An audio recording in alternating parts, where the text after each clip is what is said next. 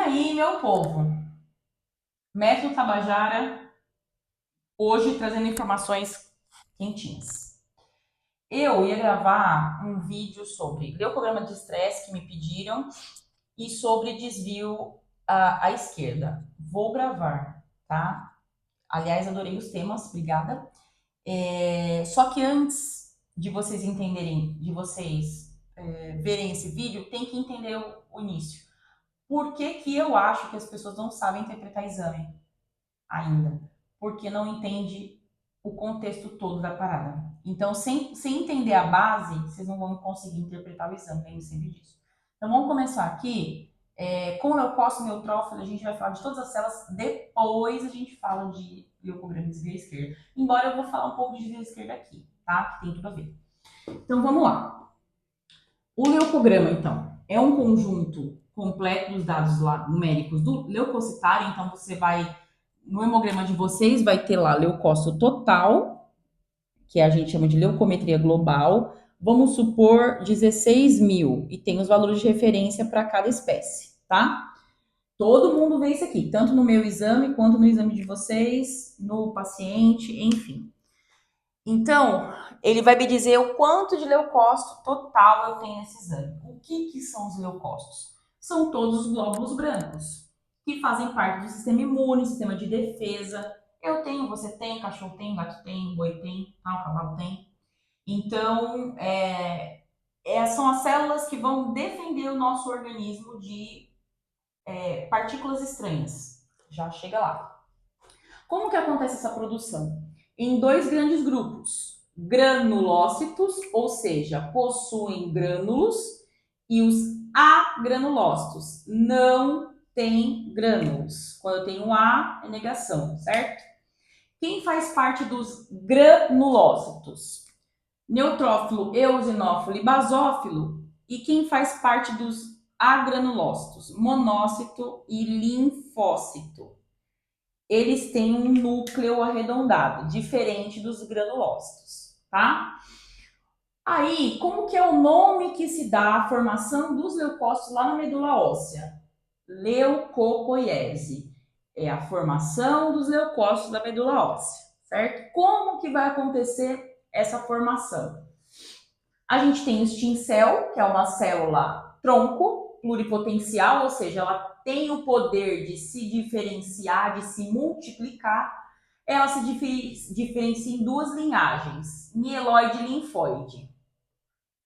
A linhagem mieloide é composta por eritrócito, trombócito, mastócito, monócito e os granulócitos, que vão ser os neutrófilos, basófilos e eosinófilos, certo? São os granulócitos.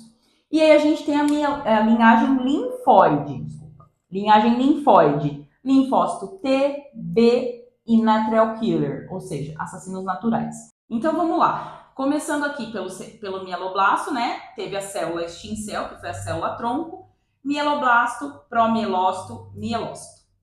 Quero que vocês prestem atenção aqui, ó, que eu até dividi. Metamielócito e célula em bastão ainda são células que não estão maduras, células imaturas, tá? Aqui pode ser chamada também de bastonete. A célula segmentada é a célula madura, é o neutrófilo segmentado, é esse que eu preciso ter na circulação. Não posso ter metamielócito aparecendo nessa circulação em paciente saudável. E a célula em bastão, que é o bastonete, célula imatura, eu posso ter, mas em pouca quantidade. Então vamos lá, já vou explicar. O mieloblasto, ele pode dar origem até de, mais ou menos, tá? De 16 a 32 segmentados, neutrófilos segmentados. O neutrófilo é a célula mais abundante que eu tenho e é a célula madura. É essa que tem que estar em maior quantidade na circulação. O que o neutrófilo faz? O neutrófilo não é um tipo de leucócito? O leucócito não faz a defesa do organismo? É isso que essa criatura faz. Fagocitose. Então aqui é fagocita, tá? Fagocita. E degrada vírus, bactéria, protozoário e outros organismos estranhos que entrarem no nosso corpo. Então, o segmentado é a célula madura, mas existente na circulação. É essa que eu tenho que ver, tá? Com segmentos, os granulozinhos, beleza. Bastonete, que é a célula imatura, é o irmão mais jovem do segmentado, eu posso ter na circulação em pequena quantidade. Já o metamielócito, ele não pode aparecer de jeito nenhum. Se ele aparece, eu tenho mais gravidade, fica mais sério o processo inflamatório, tá? Se o bastonete tiver aumentado também, quanto mais para a esquerda eu tiver presença de célula na lâmina, pior está o paciente. Deu muito ruim. Então, essa produção chama produção ordenada, ou seja, a produção começa sempre da esquerda para a direita. Então, vamos lá, mieloblasto, promielócito, mielócito, metamielócito, bastonete segmentado. Se eu tenho células mais imaturas na circulação, eu tenho o que a gente chama de desvio à esquerda. Porque eu tenho presença de célula imatura onde eu não deveria ter. Alguma coisa de errado está aí com essa medula. Por que ela está liberando célula imatura na circulação, sendo que eu tenho que ter segmentado, que é uma célula madura, tá? Então, a produção dos neutrófilos pode ser mediada por citocinas e fatores de crescimento e como é que eu vou falar? Algumas substâncias podem acelerar esse processo, a gente já vai falar. Então, depois que a medula óssea liberou os leucócitos, eles são divididos em 3 compartimentos, porque o organismo é esperto, você já tudo vai fazer sentido já. Quais são os 3 compartimentos? O medular, que é lá na produção, vai ficar sendo formado ali, o compartimento sanguíneo e o compartimento tecidual. Lembrando que o compartimento sanguíneo ele é subdividido em 2 grupos. Pool marginal e pool circulante. Patrícia, minha cabeça deu um boom. Calma, deu um boom. Calma, vou explicar. Vamos lá. Desenhos, que fica mais prático para vocês. Então, aqui eu tenho medula, tá? Aí eu tenho um compartimento mitótico, onde eu tenho a célula tronco, a pluripotencial, que ela vai dar origem às outras. Aí eu tenho um compartimento de maturação, onde eu tenho metamielócito e bastonete, células imaturas. No compartimento do estoque, eu vou ter os meus segmentados, que já são as minhas células maduras. Quando a gente chega aqui no estoque, que são os segmentados, ele não tem mais a capacidade de divisão celular, tá? Eles já estão prontos para ir para onde? Para o sangue. Só que, pensa comigo aqui. Lá no compartimento sanguíneo, eu não falei que eles são subdivididos em 2? Pool marginal e pool circulante? Então, aqui, ó. Pensa aqui comigo. Eu tenho o pool circulante e o pool marginal. Qual é a diferença? O pool marginal, as células estão aderidas ao endotélio do vaso, ou seja, as células ficam na parede do vaso. Parede, tá? Marginalmente. E elas vão em uma só direção. Para onde? Para o tecido lesionado. Ó, vão numa direção só. E aí, quando o segmentado chega no tecido lesionado, que ele ativa a sua função de defesa. Aí ele vai fazer a fagocitose, degradar, enfim, tá? Aí, quando essas células segmentadas saem do pool marginal para ir para o tecido, você nota que é muito mais fácil sair do endotélio do que sair daqui, né? Quando essas células saem daqui, ó, o segmentado entra e vem aqui, ó. E ocupa de novo o espaço do neutrófilo que foi lá para o tecido lesão, o causador da inflamação, tá? Que está inflamado. Ele foi para lá.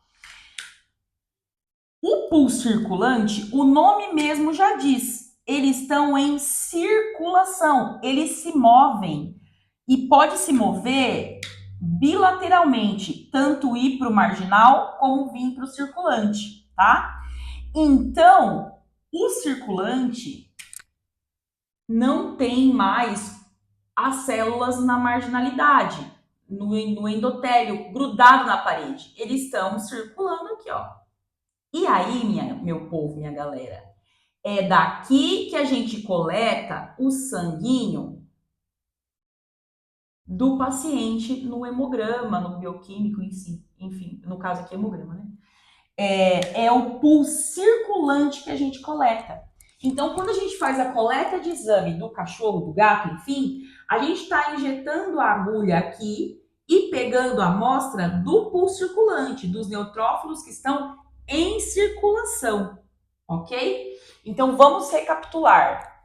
A medula separa em compartimentos, mitótico, com a célula pluripotencial, vai fazer o processo de maturação. Aqui ainda tem célula imatura, metamielócito e bastonete. Vai maturar para ser segmentado. O segmentado fica no estoque, vem para o compartimento sanguíneo, certo? Circulação sanguínea. Dividido em dois, pool marginal e pool circulante. O marginal vem para o tecido porque ultrapassa facilmente a barreira da parede do vaso, tá? Então ele pode ir só em uma direção. A partir do momento que ele vai para o tecido, ele não volta, tá? Ele foi para o tecido, ele vai ativar a função de defesa. O pool circulante, por sua vez, pode se mexer bidirecionalmente e o circulante é o que tem na amostra que vocês coletam de hemograma e mandam para análise. Certo? É só isso. Aí, quanto tempo isso dura? 7 dias. Coloquei normal aqui, tá? 7 dias num estado normal desse corpo.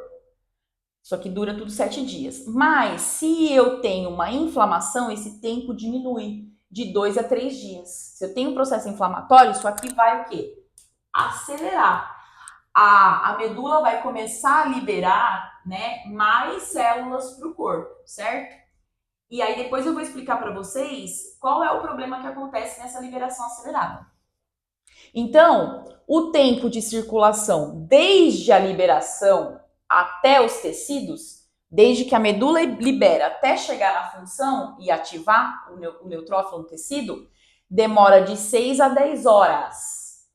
Só que tem renovação de 2 a 3 vezes por dia. Ele vai se renovando para dar conta do que está acontecendo, mas isso em tempos, 6 a 10 horas, um organismo normal. Se eu tiver inflamação no tecido, esse período pode diminuir. Depende do grau da inflamação, qual inflamação que é, que paciente que é e tudo mais, tá? Aí, ó, o que eu falei aqui? O que pode acelerar esse processo todo? Interleucina 1, fator de necrose tumoral, fator indutor de leucocitose. Esses 3 elementos podem aumentar. Como esse processo de liberação até o neutrófilo chegar no tecido é rápido, é bem rápido, o que é comum acontecer? Alterações drásticas, ó, atenção, no hemograma. Então, às vezes você faz um hemograma hoje, do paciente tá com, sei lá, 16 mil de leucócito total e neutrófilo, vamos colocar aqui, neutrófilo tá em, sei lá, 15 mil, um exemplo. Aí você faz amanhã, isso aqui já aumentou. Ou caiu, né? Depende. Aí você faz depois de amanhã, já aumentou ou caiu de novo. Por quê? Porque esse período é muito rápido. É muito rápido. Então é comum você fazer hemograma de um paciente em um dia, no outro dia fazer e falar, peraí, mas eu fiz ontem, tava normal, ou tava só um pouco alterado, né? Ou para mais ou para menos. É muito comum. Por quê? Tudo vai depender do que esse paciente tem. Qual o processo inflamatório, qual o grau da inflamação.